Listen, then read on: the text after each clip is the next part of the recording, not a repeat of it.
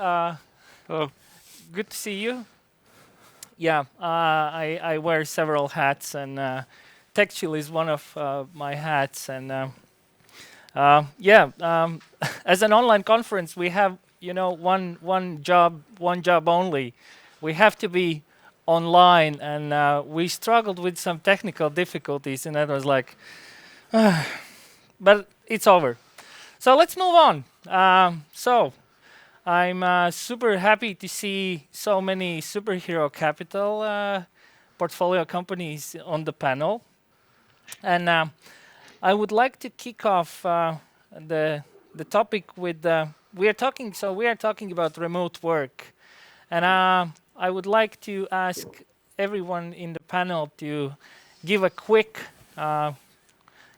introduction about themselves, what they do, and how you work now in this pandemic environment. How many of you are in the office? Do you have office? How many of you are remote? So let's start with our international guests. Laimonas? Yeah, thanks. Hi, everyone. So I'm Laimonas, CEO, co-founder of Ziticity. And at the beginning of the pandemic, we were a team of 20 people, and in this period grew to 77. So like most of the team was onboarded remotely and is like continuing to work remotely. So right now we are running a hybrid setup, I would say. So we have office space where anyone can join, but also like everyone has abilities to work remotely, basically. And the ones that would like to get back to the office as soon as they are comfortable, they are welcome here. Cool, thank you. So, Martin. Hi there, and thank you for inviting to the event as well. For us, it's pretty similar, I would say. We haven't grown the team that much, but at Fractory, we currently work remotely, and since 16th of March, we have another office in UK, Manchester. I was living there, and on the 16th of March, I escaped, and since then, everybody in the UK office has had to work from home. Over the last summer, we were able to return briefly to the office in Estonia, but since I think November last year, the Estonian team has been working remotely as well. Although we haven't added 37 people, we've added around 12 or so, and likewise it has been remote, and due to the remote hiring and onboarding sort of differences, we've had to develop additional processes that are still continued to be developed because it's definitely a lot different than it is hiring in person and onboarding in person, and some of the things you sort of learn by doing, and some of the sort of shortcomings of online onboarding will actually show them half a year later. So it's definitely a continuous learning, and I'm pretty sure that nobody has the sort of right answer at the moment, but at the same time, in 5 years' time, we'll probably find a lot of good books about it. Thank you, Martin. So, Maris. Yeah, so we already had a mixed model between local employees in the office and remote before pandemic even hit. And during the pandemic, we of course follow all the national guidelines according the work in the office. And I remember 2 times already that we kind of adopted the policy to work from home for everyone. And in these 2 times, part of the employees decided to continue to work from home, also kind of going forward, because they find that it's easier. But I would say like majority of the people who previously worked in the office, they still like to come there and wanted to get back to the office when the restrictions kind of lifted. And I think we'll keep also this mixed approach to remote working. So for those who want to work from the office, we'll provide the facility and the office space to do it. And for those who feel more comfortable working from home or work overseas, we'll have that option as well. And because our business model and our internal communication is already set for this model to work, we have the pandemic or not, it works great for us. Yeah, regarding the teamwork, basically there are two topics I would like to explore. One is hiring in remote environment, and another one is the culture and how you built how you continue to develop the culture of the team. Because when you are all in the office, it's like, yeah, let's go grab a beer or do some activities, let's play ping pong. But remotely, it's like there's nothing of that. What are your thoughts and how you have adopted regarding the hiring and the culture? For sure, it felt very weird when we hired the first employee remotely, and we usually greeted them in the office or likewise, but it was very weird that we hired them and we haven't seen them for months, right? So only during Zoom calls. That felt weird, but actually we didn't change much in the process of hiring and decision making. All that stayed pretty much the same. And about the culture, I think the culture is built by nothing else that frequent communication with the among employees. And during the remote work, we just increased the kind of team-wide calls, and also each team has their own more scheduled calls than maybe we had previously, because we met in the office and discussed many things there. And during the first kind of heavy restrictions when everyone worked in the home, we adopted even like kind of weekly hangout calls where there was no agenda, just we discussed anything that we wanted from the entertainment, also touching some work topics as well. Water cooler chat. Right, something along those lines. And yeah, I think people adopt, and if you keep communicate and figure out the ways how stay in touch with whether it's calls or Slack or messaging, I think the culture is not lost. And maybe for some employees who previously worked remotely, the culture building aspect was even more stronger now, because we now communicate much more online, not in person. They felt more included. Exactly, yeah. Okay, cool. And yeah, that for them it worked, I think, even better than before. Thank you. Martin, you have already 2 offices, one in Tallinn, right? And then in Manchester. How the culture, you already mentioned about the hiring. So what about the culture and developing culture? Yeah, so I wouldn't be as optimistic, but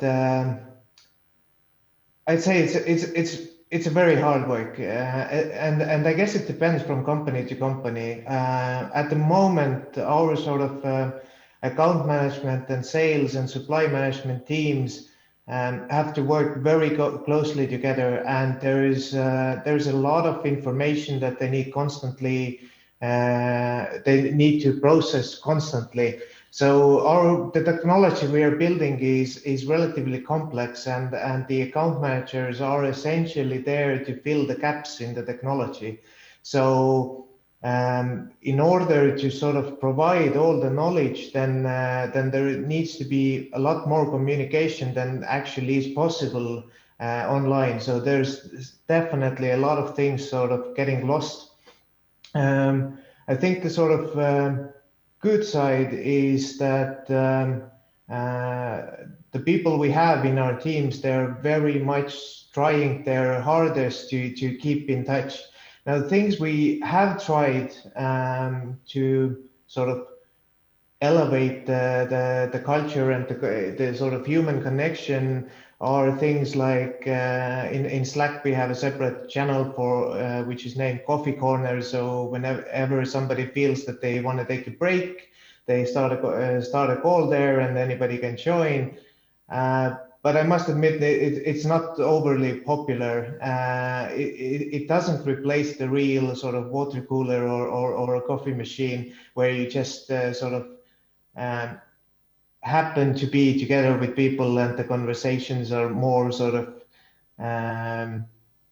unplanned. But some of the things we are now starting to figure out that actually work. So we also tried online parties and stuff. Worked for some, but it's very difficult to include everybody. But I think the key here is to try a lot of different things, and then you will have sort of groups of people who feel that something is for them and they interact over it. So one of the things that seems to be working now is we made a book club. Like you see in American sort of housewife movies, but turns out it's actually really interesting. So few of the books we've read and discussed, and these sort of those calls turn out to be 3 hours long, those discussions. So one of the books is Ben Horowitz's Hard Things About Hard Things. Another one was his what was it? The negotiating book, right? All related to business, all related to human connection, and they spark really interesting conversations. And if there is one thing I would recommend, then that would be the one. Cool, thank you. So, Laimonas, you have a bit different kind of perspective, right?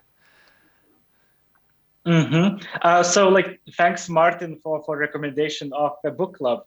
Right now we have dogs and cats clubs. Like they seem to be working really well. And like book one is a good one. Like I also relate that, like, of course we have tried those online parties and like they seem to be pretty awkward. Like, and like we just like, you have to accept it. Like let's not fake it. Like it's awkward, and let's wait for time to get back and meet in the bar. So like in the recruitment process, so like definitely we like the ownership and autonomy skills became more important than you're evaluating potential candidates to like join the team, and as well like existing team members that have had those skills a bit like at lower levels, they like had to adapt, like because it's like really hard, like both for everyone like in this remote setup to like understand what is happening in the company, have like feel confident in communicating their ideas in a written format, in a structured format. So like it's like a lot of pressure for like employees and as well for organizations to find the best ways how to make it happen. And like we have also seen like that every one of us became like better at working independent, but at the same time also teamwork skills have increased because like you need to coordinate stuff in like remote channels. So like everyone in our team like seems to like became better professionals, and like when we are inviting new members to join the organization, so like autonomy and ownership are like one of the most important aspects that we evaluate, since like like it might be like that person would be working like alone from his home, and he should be like comfortable in like raising a flag when he doesn't know something, or like basically like being proactive and like disciplined in what he needs to accomplish. Thank you. Yeah, I will continue on about the talent. So when back in the days when we had the offices, we would hire people to work in an office. But now when it's possible to work remotely, you also can hire your employees who are remote. And it doesn't matter that much if it's in Riga, Tallinn, Vilnius, or Berlin, or even somewhere else. So what's your experience hiring remote workers, and what across time zones? Mari? Yeah, so we discovered that long before pandemic that it's a great way how we can build a team with the talent that maybe it's harder to find locally, and also to serve our customers better, right? So if you're thinking customer support and we have clients across the ocean, then it's a far better way how we can match, team members in the same time zone and help our customers in a timely manner. So yeah, we discovered the benefits long time ago, and we hired the first team members, and since then we knew that it will be always the policy, at least in our company, in our business, to have those remote employees, just to manage our client expectations better, to offer them timely support and address their needs, and also to maybe faster find a talent that we are looking for. And when you are hiring remotely, you have far more applicants, far more options to choose from, and they are not all diamonds, of course, but you have just more options to choose from, and I think that's a very important kind of a metric or property. If you are looking for some very specific talent, you need to have and like you want niche to add talent. Exactly, yeah. When you wanted to complement your team so that it works better, or you are building some very specific technology. So I think for our company it will stay that way, and I believe also a lot of companies now discovered that it's a great way how to build a team, and they will keep the same policy also going forward. Which brings to follow-up question, basically, how about the local talent which is hired by other companies? Yeah, that's also becomes a bit more competitive, no doubt, because also local talent can be hired from companies abroad. So yeah, that's for sure. But yeah, that's the world where we are living in, and I'm here to compete also for the local talent. Cool. So guys, Martin, how about you? You also have 2 offices, and what's your perspective also on Lithuanian market about outside companies hiring Lithuanians? I can't speak about the Lithuanian market, but I can speak about the Estonian market. Oh, sorry. No worries. I mixed up. No worries.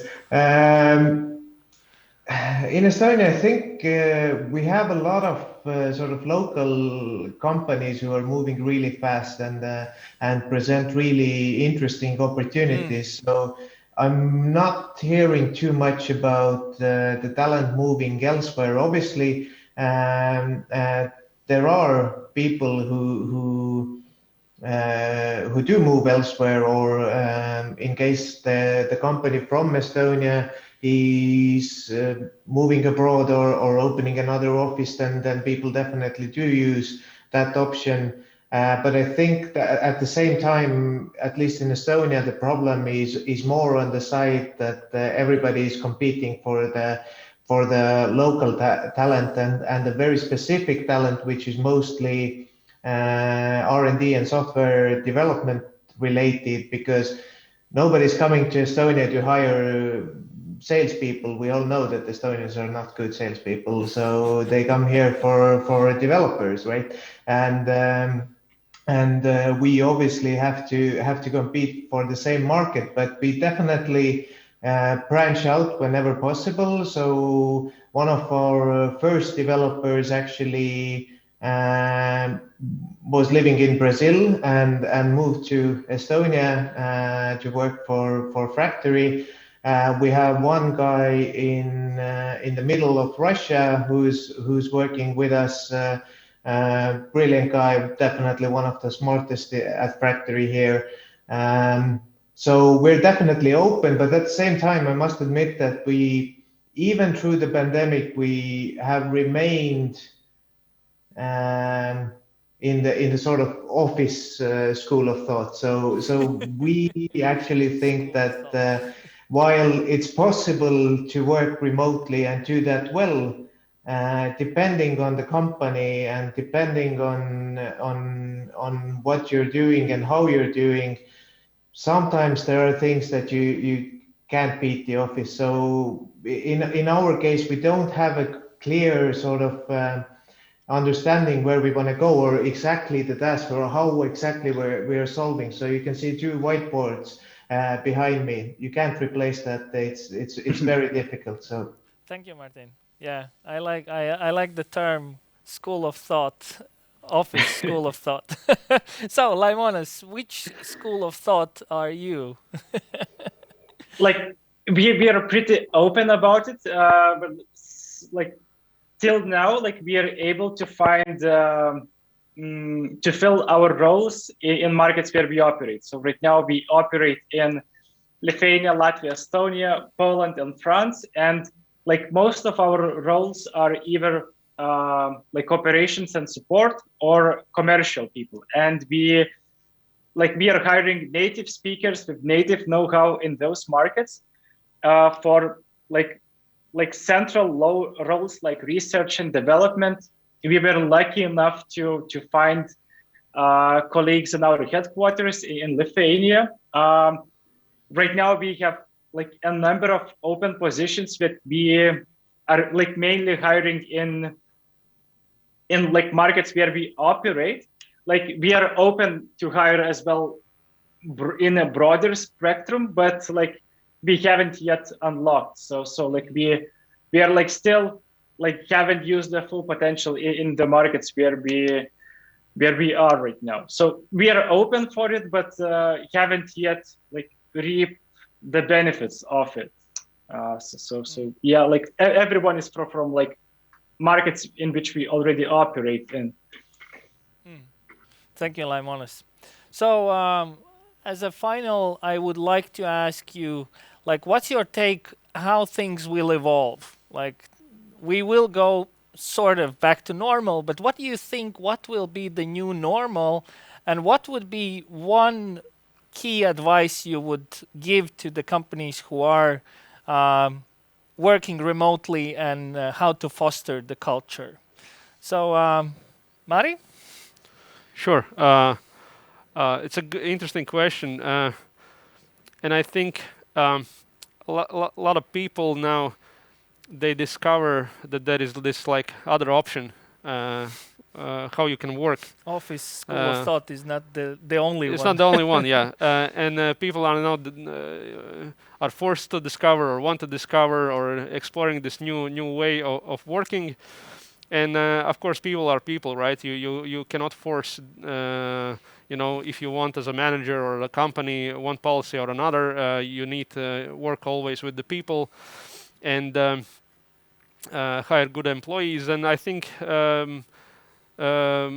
once you have that opportunity to work both in the office setting and then remotely, I think everyone will make very good decisions for themselves. And we, as a companies, as a managers, we will adopt. We will figure out ways how to keep the teams together, even if some part of the team is working remotely. Some companies maybe will go fully remote. Some companies maybe will remain in the office, because there is also this other side of the coin that people who are working now remotely really want to come back to the office. There is also kind of this urge for a number of people, right? Both in Sellfy and also in other companies. So I think, my advice would be just to talk with the employees and decide how you can incorporate both of these options into your company, and also use them in a way how that actually it strengthens the team, it strengthens the business. And it really becomes a benefit rather than something that you worry about. Thank you. So, Martin? I think the new normal is definitely somewhere in between. Definitely, you can't sort of dismiss the fact that some of the people have grown accustomed to working from home, and there are definitely days or tasks that are better better sort of filled while working from home. You don't have certain distractions and so on. But at the same time, for some of the people, office is a necessity. Either they don't have a good place to work from home, or they have kids. And for them, we definitely need to provide. And I think it's definitely very important from time to time, and more often than not, to bring the whole company together. Maybe it's okay to just bring them together as a sort of one unit in one country or one market that you're in, but people need to see each other, and you can't deny the sort of physics that well, when people are together, things are different. Like the conversations you have, they're different. The body language you have, they're different. People get to know each other better when they see each other in real life. So again, office school of thought, but you definitely need to create that physical connection as well, and while adopting to maybe a bit more flexibility. And you asked what is the sort of one recommendation for companies who need to provide remote working opportunities, or who are forced to work remotely. And I'm guessing most of the listeners here are either founders or CEOs of their companies. So first one is very open CEO communication. So whatever is happening on the top level of the company, make frequent notifications or posts in whatever channel the company is using to keep everybody up to date with what's happening. And when you do that, then double the frequency. There's never enough of that. And another thing is communicate with everybody in the management and all the team leads as well. That so something we in the management meeting actually today discussed again is that a sort of big picture communication throughout the whole team has to be communicated until it's awkward, and then again doubled. Like you constantly say the same things about where you're going, because when you're working from home, it's really easy to lose track of the bigger picture. Why am I here?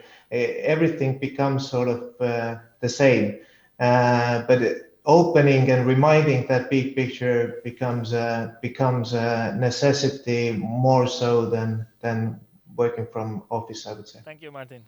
Laimonas? Yeah, really great comments from colleagues. So just a final thought to add, which we also value a lot, and we are doing this exercise. So you need to every leader in our organization has to